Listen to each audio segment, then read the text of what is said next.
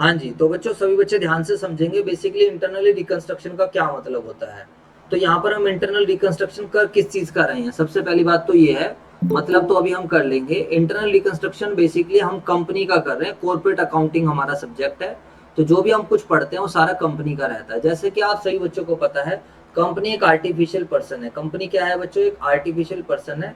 तो ठीक है यार, आप लोगों ने देखा है कि कुछ कंपनी तो बहुत अच्छे लेवल पे चली जाती है, कुछ कंपनी तो बहुत ग्रोथ कर जाती है।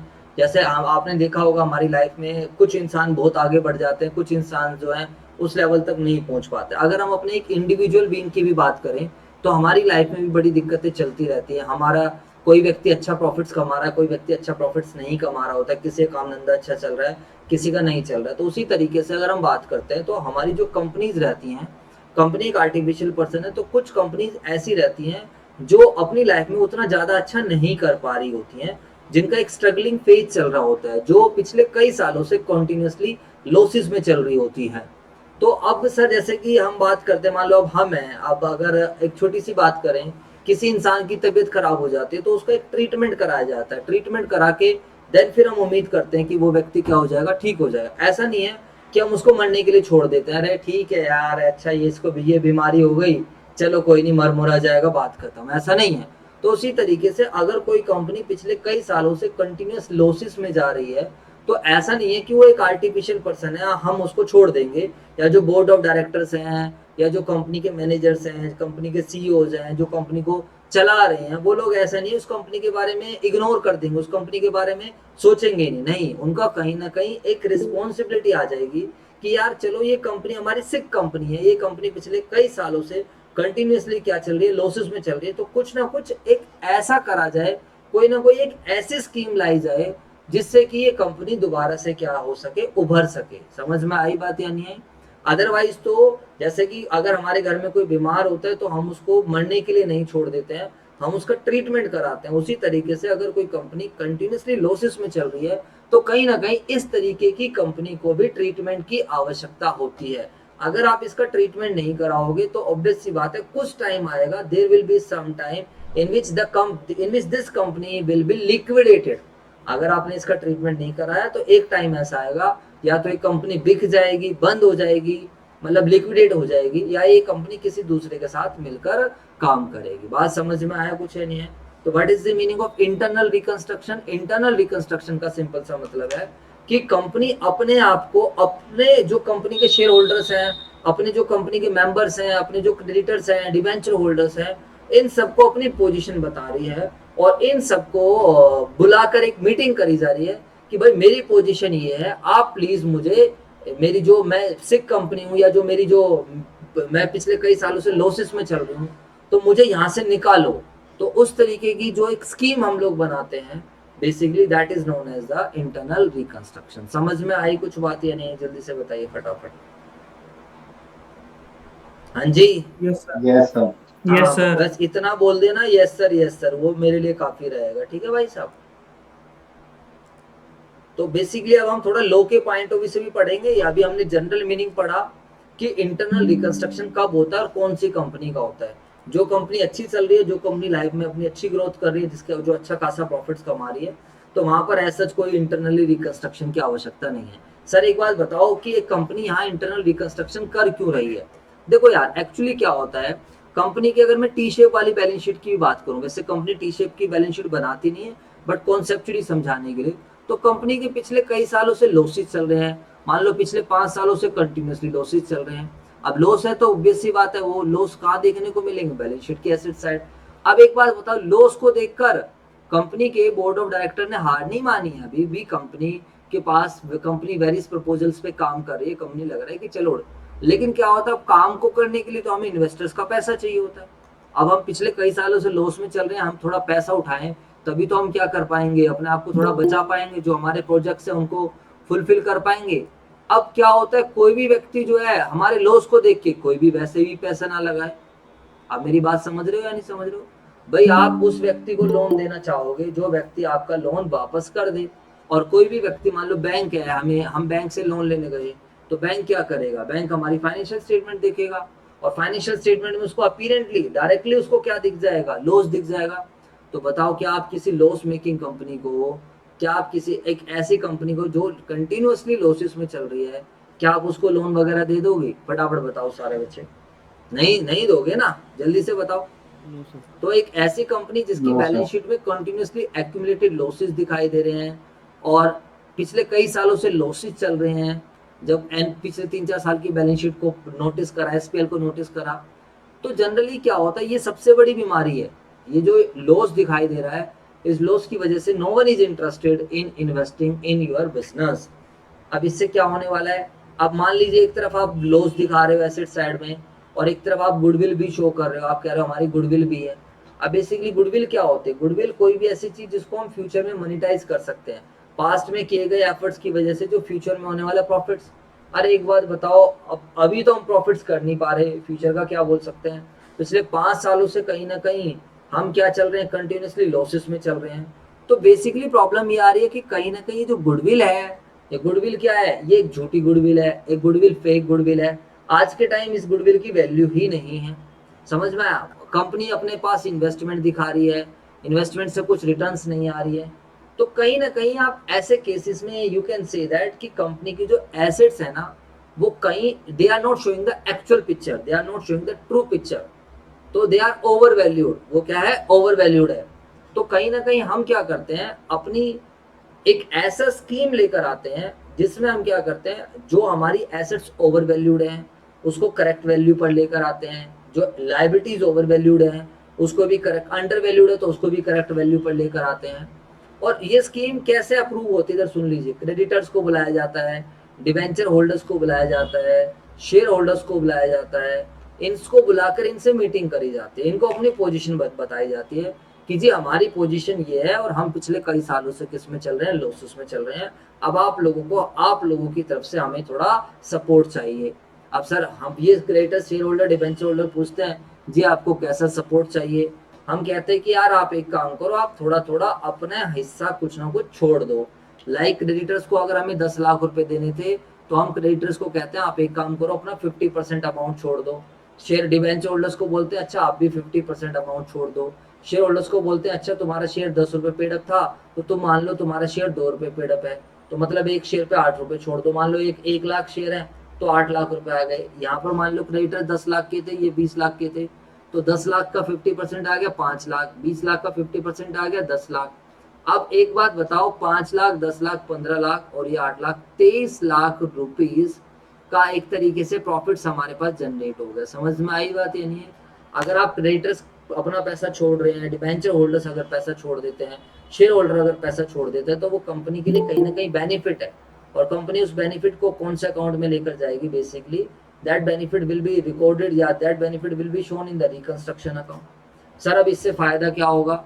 इससे मेरे बच्चों फायदा ये होगा कि जो हमारे पास बेनिफिट आ जाएगा, उस बेनिफिट को हम लोग, मेरे बच्चों क्या करेंगे, दैट जो बेनिफिट है that can be use for, वो किसके लिए यूज हो सकता है?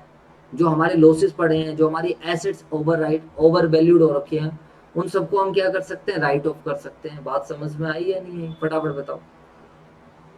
मेन चीज क्या होता है, मेन चीज क्या है, जो बैलेंस शीट की एसेट साइड में लॉस दिख रहा है, वो लॉस क्या कर रहा है? रुकावट कर रहा है। लॉस किस चीज की रुकावट कर रहा है? कोई व्यक्ति आपके बिजनेस में पैसा नहीं लगा रहा है। आपको मेरी बात समझ आ रही है या नहीं आ रही? जल्दी बताइए। Yes sir.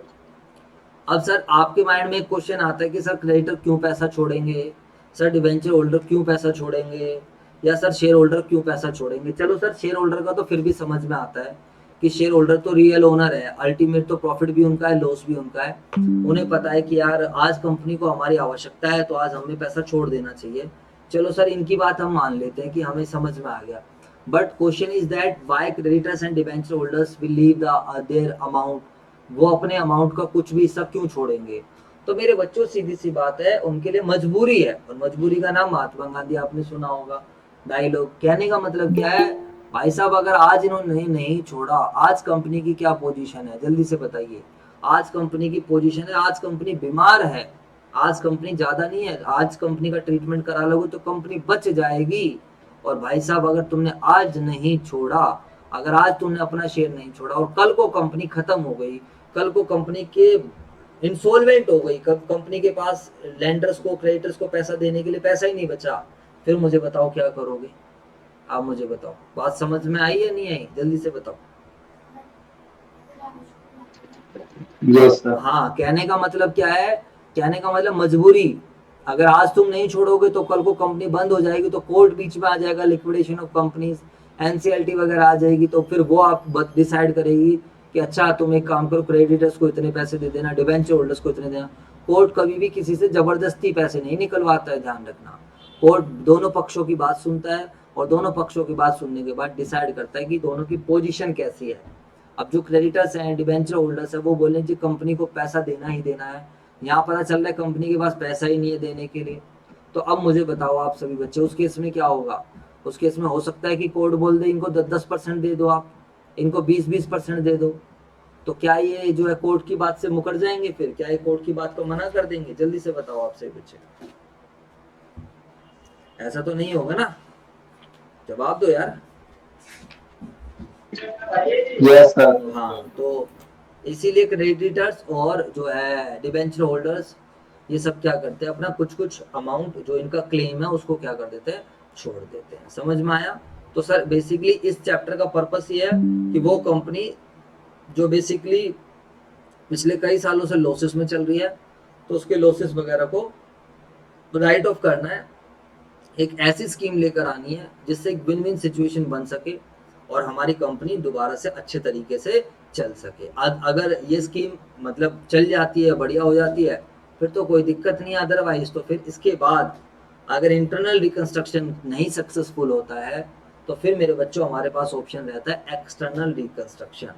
What is external reconstruction, हम किसी कंपनी के साथ मिल जाते हैं या हम अपनी कंपनी को बेच देते हैं, वो क्या हो जाता है एक्सटर्नल रिकंस्ट्रक्शन में कंपनी का नाम भी क्या हो जाता है, चेंज हो जाता है। इंटरनल रिकंस्ट्रक्शन में कंपनी का कोई भी नाम वाम चेंज नहीं होता है। बात समझ में आई है नहीं है।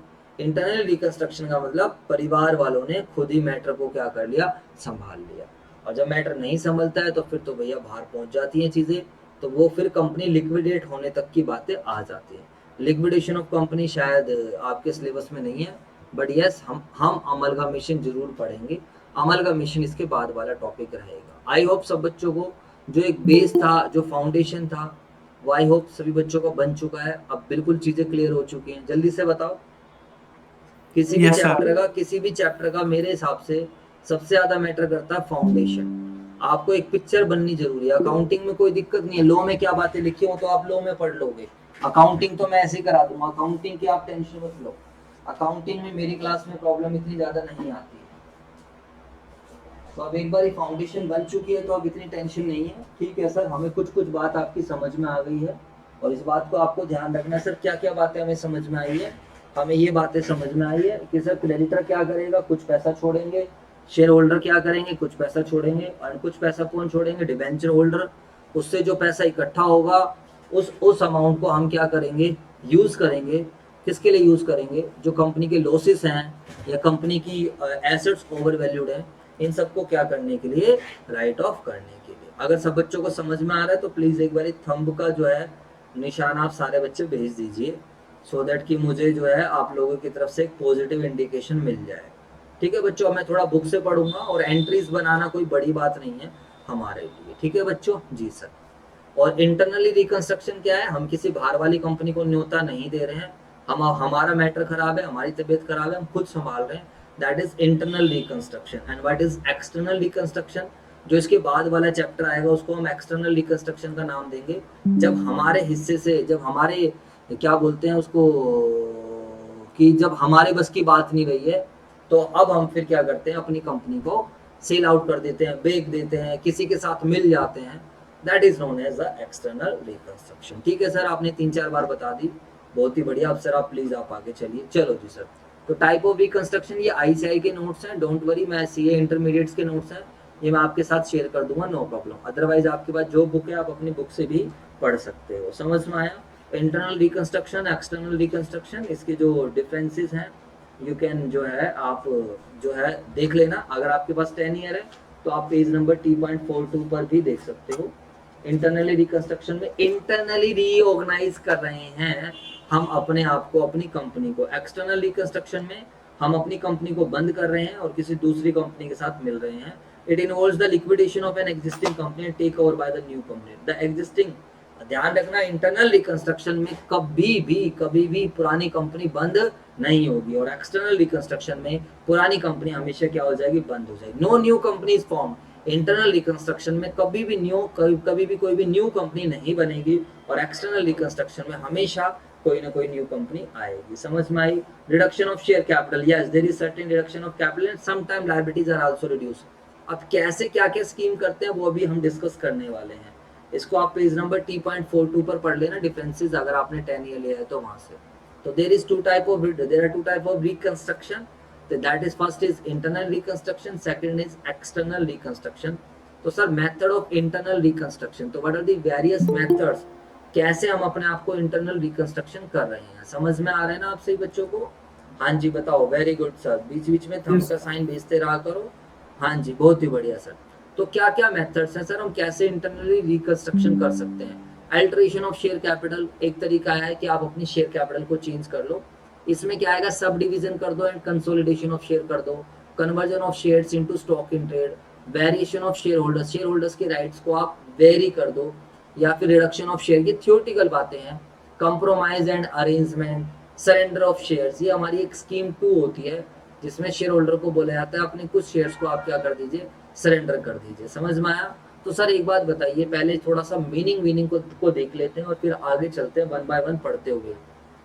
8:30 तक क्लास है या 8:15 तक क्लास है, ऐसी कोई टेंशन नहीं है, बढ़िया मजेदार बेस बन जाएगा. When a company has been making losses of several years, the financial position does not present a true and fair view of the state of affairs of the company. तो अगर आपकी company पिछले कई सालों से losses में चल रही है तो आपकी financial position true and fair view show नहीं कर रही है.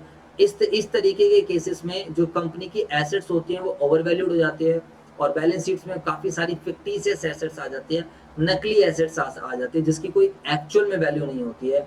अनप्रेजेंटेड इंटेंजिबल एसेट्स, अनरिप्रेजेंटेड जिसकी कोई वैल्यू नहीं है, and debit balance in P&L, और P&L का डेबिट बैलेंस भी. और P&L का अगर डेबिट बैलेंस है तो मेरे बच्चों, what does P&L debit balance, आप कॉपी पेन लेके बैठो, जो चीज आपको ठीक लगे वो साथ के साथ लिखते रहा करो. ठीक है बच्चों? P&L का डेबिट बैलेंस लॉस है, एसेट्स क्या है आपकी अंडर वैल्यूड है, कुछ अपने हिसाब से भी थोड़े बहुत नोट्स वगैरह बना लिया करो. बस ऐसा नहीं है कि खाली क्लास सुन ली और काम चल गया, ऐसा नहीं होता. तो सर अब ऐसे क्या करेंगे, such a situation always leads the company to show a higher net worth and not depicting a true picture. अब आप पिछले कई सालों से लॉसेस में चल रहे हो, फिर भी आप अपनी एसेट्स दिखा रहे हो, गुडविल दिखा रहे हो, इंटेंजिबल एसेट्स दिखा रहे हो, कहीं ना कहीं आप अपनी एसेट्स को आपने ओवर वैल्यूड कर रखा है, लायबिलिटीज को हो सकता है आपने अंडर वैल्यूड कर रखा हो. तो यानी कि कहने की मतलब ये है कि कंपनी ओवर कैपिटलाइज हो रखी है. Such a situation brings the reconstruction. तो जब कोई कंपनी पिछले कई सालों से लॉसेस में चल रही है तो कंपनी की balance sheet true picture show नहीं करती है, एसेट्स ओवर वैल्यूड हो जाती है, कंपनी की बैलेंस शीट में लॉसेस रहते हैं. तो कहीं ना कहीं जब कोई चीज ट्रू नहीं है तो इट्स नेसेसरी कि यार हम अपने उसको क्या कर दें, रिकंस्ट्रक्ट कर दें, दोबारा से बनाएं. जैसे वहां पर रिकॉन्स्टिट्यूशन होता था 11th 12th क्लास में, जब कोई नया पार्टनर आता, डेथ होती थी, चेंज इन PSR होता था. यहाँ पर हम फर्म का, कंपनी का रिकंस्ट्रक्शन कर रहे हैं. तो रिकंस्ट्रक्शन एक ऐसा प्रोसेस है by which affairs of a company are reorganised by revaluation of assets, जहाँ पर हम अपनी एसेट्स को रिवैल्यूट करेंगे. रीअसेसमेंट ऑफ लायबिलिटीज, ये वर्ड आपने पहले भी सुन रखा है. Revaluation of assets and reassessment of liabilities आपने क्लास 12th में भी वर्ड सुना था. ट्रू पिक्चर शो करने के लिए जब कभी भी पार्टनर्स के बीच का इकोनॉमिक रिलेशनशिप चेंज हो रहा है. And by writing off the losses already suffered by reducing, कैसे, by reducing the paid up value of share, varying the rights attached to different classes of shares. तो मतलब share capital को reduce कर दो, losses को right off कर दो, shareholders के राइट्स चेंज कर दो. तो देखो आप ध्यान से समझेंगे, the object of reconstruction is usually to reorganise capital और to compound with creditors so that company can be bailed out from the present situation without winding up the existing company. तो ये मैंने सारी की सारी बातें आपको अपनी भाषा में समझाई कि अभी कोई व्यक्ति बीमार है हमारी फैमिली में तो ज्यादा बेटर है उसका ट्रीटमेंट कराकर उसको बचा लो. इट्स बेटर रेदर देन कि भाई क्या है उसको मरने के लिए छोड़ दो. तो अगर आपने इस कंपनी को अभी नहीं संभाला, अगर आपने इस कंपनी को अभी इंटरनली रिकंस्ट्रक्टेड नहीं करा, तो देयर विल बी टाइम जब ये कंपनी क्या हो जाएगी बच्चों, वाइंडिंग अप हो जाएगी. समझ में आया कुछ नहीं है? जल्दी से बताइए सारे बच्चे फटाफट. तो जो पहले बातें समझाई वो मैंने अपने शब्दों में समझाई, अब अपने शब्दों के साथ साथ मैंने आपको थोड़ा बुक में भी पढ़ दिया, इवन ये आपको लॉ में भी हेल्प करेगी, कंपनी लॉ में भी हेल्प करेगी। समझ में आया? जितने बच्चों को समझ में आ जाता है वो भाई साहब अपना थंब का साइन भेजते रहा करो और क्लास में पेशेंस बनाकर बैठो।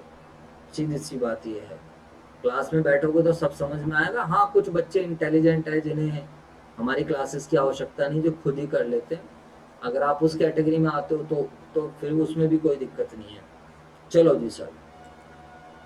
However, there may be external reconstruction भी हो सकता है। Undertaking is whenever an undertaking is being carried by a company and is substance transferred not to an outsider but to another company consisting substantial, हटाओ ना, बेकार की कहानी है। लिख रहा है एक्सटर्नल रिकंस्ट्रक्शन AS 14 आएगा, अकाउंटिंग स्टैंडर्ड 14 के हिसाब से डील करेंगे। तो ये आपके डिफरेंसेस हैं जो मैंने अभी आपको थोड़ा बहुत समझाया था, आपकी बुक में 10 ईयर में भी गिवन है ये। एग्जिस्टिंग कंपनी कभी भी इंटरनल रिकंस्ट्रक्शन में लिक्विडेट नहीं होगी। Rather the capital and debt structure is change, capital और डेट स्ट्रक्चर बिल्कुल चेंज हो जाएगा सो दैट कंपनी नॉर्मल आ जाए, जिससे कि कंपनी नॉर्मल ट्रीटमेंट आ जाए। समझ में आया? कंपनी नॉर्मली चलने लग जाए। एग्जिस्टिंग कंपनी लिक्विडेट हो जाएगी, बंद हो जाएगी, जिससे एक न्यू कंपनी बनेगी और existing share holders become share holders of the new company. तो ये जब मैं आपको अमलगामेशन समझाऊंगा वहां पर आपको पता चलेगा। अमलगामेशन दो तरीके का होता है, amalgamation the nature of purchase and amalgamation the nature of merger. इस वाले चैप्टर के बाद हम डेफिनेटली अमलगामेशन ही स्टार्ट कर रहे होंगे। रिडक्शन ऑफ कैपिटल, यस, जैसे कि मैंने आपको बताया कि शेयर होल्डर्स को भी अपना राइट छोड़ना पड़ेगा, तो कहीं जाकर पैसा इकट्ठा होगा। क्रेडिटर्स को भी राइट छोड़ना पड़ेगा। तो क्या होता है, there is certain reduction of capital and sometimes the outside liabilities. पहले तो कैपिटल से ही काम चलाते हैं। अगर कैपिटल से ही इतना पैसा रिकवर हो जाए कि जो हमारी एसेट्स ओवर वैल्यूड हो रखी है उनके लॉसेस को हम सेट ऑफ कर सके, या फिर हमारी पुरानी गुडविल पड़ी हुई है, फेक गुडविल पड़ी हुई है, 50 से एसेट्स पड़ी हुई हैं, P&L का डेबिट बैलेंस पड़ा, वो सब राइट ऑफ हो जाए, तो शेयर क्रेडिटर्स डिबेंचर होल्डर से नहीं कराते। बट अगर हमारे पास इतना बेनिफिट्स नहीं है, हो पा रहा है इन सब की रिडक्शन से, खाली शेयर कैपिटल की से, तो मेरे प्यारे प्यारे बच्चों हमें क्या कराना पड़ेगा, हमें जो है कैपिटल के साथ साथ लायबिलिटीज को भी, डिबेंचर होल्डर्स को भी अपना क्लेम क्या करना पड़ेगा, छोड़ना पड़ेगा। समझ में आया? और सर जब एक्सटर्नल रिकंस्ट्रक्शन है तो कुछ नहीं, हम अपनी कंपनी को बे करें हैं, लो जी लो बस जी, हमारी कंपनी हमारे बस की नहीं है जी, बहुत हो गया, अब हम दूसरा काम धंधा करेंगे, तो वहाँ क्या रिडक्शन कुछ नहीं होती है। वहाँ पर सारी की सारी एसेट्स लायबिलिटी सोल्ड आउट कर दी जाती है। नई कंपनी अपनी नई फ्रेश कैपिटल क्या करती है, इशू है। There is a fresh share capital of the company, the share holder need not vary their rights in the company. Legal position, internal reconstruction is done as per the provision of section 61 of and section 66 of the companies act. तो ये आपकी company law में अगर होगा तो आप इसको पढ़ लेना, वहां पर लॉ के रिगार्डिंग बातें लिखी होंगी, ऐसे करना है, वैसे करना है, ये वो। हमें ये सब कुछ नहीं, हम बस खाली क्या करेंगे, अकाउंटिंग ट्रीटमेंट समझेंगे लॉ को कंसिडर करते हुए, बट लॉ के प्रोविजंस हमें रखने की आवश्यकता नहीं है। External reconstruction is regulated by section 232 of the companies act. It requires court confirmation and other legal procedures before it can be implemented. बिल्कुल सही बात है। आप कोई भी स्कीम अगर लेकर आ रहे हो तो ध्यान रखना मेरे प्यारे प्यारे बच्चों, आपको क्या करना पड़ेगा, कोर्ट की परमिशन भी लेनी पड़ेगी। समझ में आया? अब ऐसा नहीं है कि आप अपने क्रेडिटर का राइट एकदम से क्या कर दोगे, क्रेडिटर को जबरदस्ती बोल दिया 60% तुम्हें देंगे, तुम्हें खाली 40% देंगे, ऐसा नहीं करना होगा। बात समझ में आई नहीं? कोर्ट देखेगा कि एक्चुअल में क्या पोजीशन है, क्रेडिटर्स की क्या पोजीशन है, क्या क्रेडिटर भी उतना लॉस झेल सकता है या नहीं झेल सकता। समझ में आया कुछ है नहीं है?